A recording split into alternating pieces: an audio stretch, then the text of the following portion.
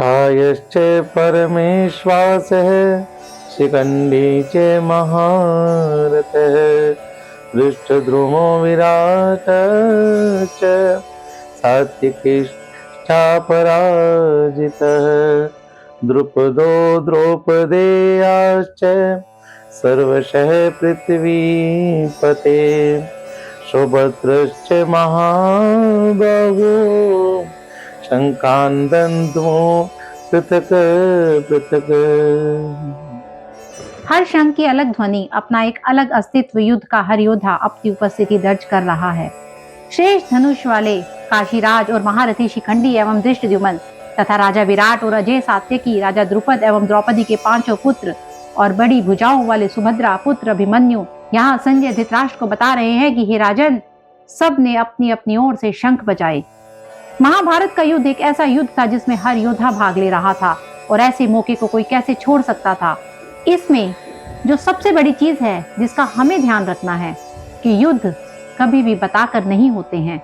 आपके जीवन में चुनौती कोई बताकर नहीं आती, आपके जीवन में चुनौती कभी भी आ सकती है। और ये जो युद्ध हो रहा था वह युद्ध हमें बता रहा है कि आपके जीवन में आने वाली समस्या आपका दरवाजा एकदम से आकर खटखटा सकती है और आपको हमेशा उस चुनौती, उस समस्या का सामना करने के लिए तैयार रहना है। इसलिए हर योद्धा शंख बजा बजा कर सबको अपने होने का आभास करवा रहे हैं। से घोषो धर्तराष्ट्राणां हृदयानि वेदार्यत नवश्च पृथिवीं चैव तुमुलो वेणुनादयन्। युद्ध से पहले जैसे आप शत्रु को अपनी शक्ति दिखाकर डराने का प्रयास करते हैं, वैसे ही यहाँ भी हो रहा है। संजय कहते हैं कि इस भयानक शब्द ने आकाश और पृथ्वी को भी गुंजाते हुए धृतराष्ट्र के अर्थात आपके पक्ष वालों के हृदय विदीर्ण कर दिए। जब पांडवों के शंख की ध्वनि कौरवों ने सुनी तो यहाँ पर दुर्योधन का हृदय थोड़ा विचलित हो रहा है, वो थोड़ा घबरा रहा है। जब कोई श्रेष्ठ मनुष्य, जब कोई ताकतवर मनुष्य गुजरता है तो उसके आसपास वाले डर जाते हैं।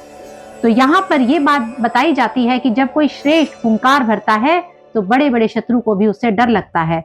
तो हुंकार ऐसी होनी चाहिए कि शत्रु सोचे कि वह किससे युद्ध करने जा रहा है। तो ऐसे ही जब आप अपने जीवन में समस्या का सामना करने जाते हैं तो आपको अपने आप को समस्या से बड़ा दिखाना है ताकि समस्या आपसे घबरा जाए। आपको समस्या से नहीं घबराना है। अथ व्यवस्थितान् दृष्ट्वा धर्तराष्ट्रान् कपीध्वज प्रवर्ते शस्त्रसमापाते धनुर्धम्मे पाण्डवः ऋषिकेशं तदा वाक्य विदमाह महीपते। अर्जुनोवाच सेनयोरुभयोर्मध्ये रथं स्थापय मेच्युत।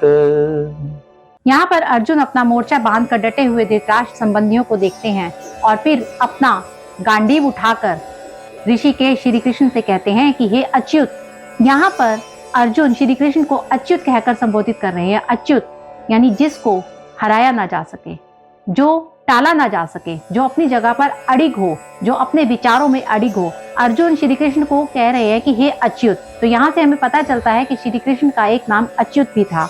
तो वो कहते हैं कि हे अच्युत, मेरे रथ को दोनों सेनाओं के बीच खड़ा कर दीजिए।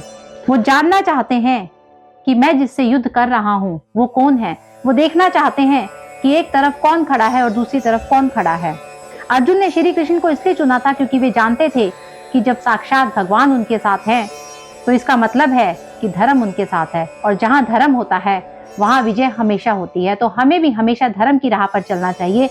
हमें ये नहीं देखना चाहिए कि कौन हमारा अपना है और कौन हमारा पराया है। हमें केवल ये देखना चाहिए कि सत्य किस तरफ है। यावदेतान्निरीक्ष्यहं योद्धुं कामानवस्थितान् कैर्मया से योद्धव्यमस्मिन् रणं संयुद्ध में। आज के जीवन का ये सबसे बड़ा ज्ञान है। युद्ध कोई भी हो सकता है और किसी भी प्रकार का, और आप दोनों पक्षों के बीच में जाकर युद्ध की सही अवस्था को जान सकते हैं। अर्जुन श्री कृष्ण से कहते हैं कि हे कृष्ण, जब तक मैं युद्ध क्षेत्र में डटे हुए युद्ध के अभिलाषी इन विपक्षी योद्धाओं को भली भांति देख ना लूं कि आखिर इस युद्ध में कौन कौन है जो युद्ध करने आया है, देख तो लूं कि उस दुर्योधन की हट के आगे किस किस ने आकर यहाँ पर अपना शस्त्र उठाया है। तो इसी प्रकार हमारी भी कोई समस्या होती है, अचानक से जब हमारे जीवन में कोई समस्या आ जाती है तो हमें यह जानना बहुत जरूरी होता है कि वो समस्या कैसी है, हमें उसे परखना होता है, तभी हम उस समस्या का सामना कर सकते हैं। योत्स्य मानान् वेक्षेत अहम् ये एतत्र समागतः भारतराष्ट्रस्य दुर्बुद्धिर्युद्धे प्रियेचि केशव। यहाँ पर अर्जुन दुर्योधन को दुर्बुद्धि बता रहा है। दुर्बुद्धि ही तो है, क्योंकि उसी के हट के कारण तो आज उसके परिवार वाले दो सेनाओं में विभाजित होकर युद्ध भूमि में युद्ध करने के लिए एक दूसरे के आमने सामने आकर खड़े हो गए हैं। तो अर्जुन कह रहा है कि दुर्योधन के हट के चलते ही यह युद्ध हुआ, और दुर्योधन का साथ देने जितने भी राजा आए हैं उन्हें अर्जुन युद्ध स्थल के बीच में खड़े होकर देखना चाहते हैं कि वो कौन कौन है। यह जरूरी नहीं कि आपका शत्रु सही हो। जब आपके परिवार में कोई ऐसी स्थिति आ जाती है, समझो कि आपके परिवार में कोई बंटवारा हो रहा है और आपके अपने, जब आपके माता पिता, कोई किसी के पक्ष में होता है और कोई किसी के पक्ष में होता है, माता एक भाई के पक्ष में और पिता दूसरे भाई के पक्ष में है, तो आपको लगता है कि सब कुछ सही है, लेकिन हमेशा ऐसा नहीं होता। जो हमें दिखता है वो भी सही नहीं होता। बंटवारा होता ही क्यों है? क्यों आज हम अपने आप को बांट रहे हैं? क्यों एक परिवार बट रहा है? यहाँ पूरा कुल बट गया। आज कुल के अंदर भी जो परिवार आते हैं, परिवारों के अंदर भी जो भाई आते हैं, आज वो भाई भाई भी एक दूसरे को देखना पसंद नहीं करते। तो वही बंटवारा जो हो रहा है उसमें हमें लगता है कि जो हमारे अपने हैं वो सही हैं, हमारे अपने भी हमारे साथ खड़े होकर भी सही नहीं होते। और जब हमारे अपने हमारे साथ ना खड़े होकर शत्रु के साथ जाकर खड़े हो जाते हैं तो वो हमारे अपने अपने नहीं रहते, क्योंकि वो भी हमारे शत्रु बन जाते हैं। तो ठीक उसी प्रकार अर्जुन यहाँ पर कह रहा है कि यार दुर्योधन के हट के कारण मेरे अपने एक दूसरे के सामने खड़े हो गए हैं। तो यह जरूरी नहीं कि आपका शत्रु सही हो, यह भी हो सकता है कि उसने गलत तरीके से अपना के आपको युद्ध में उलझाना चाहा हो, जैसा कि महाभारत में हुआ। युद्ध तो करना ही पड़ता है और वह तभी करना चाहिए जब आप अपने शत्रु को अच्छे से देख लें, परख लें। इसलिए अर्जुन श्री कृष्ण को कह रहे हैं कि मेरे रथ को दोनों सेनाओं के बीच में जाकर खड़ा कर दीजिए।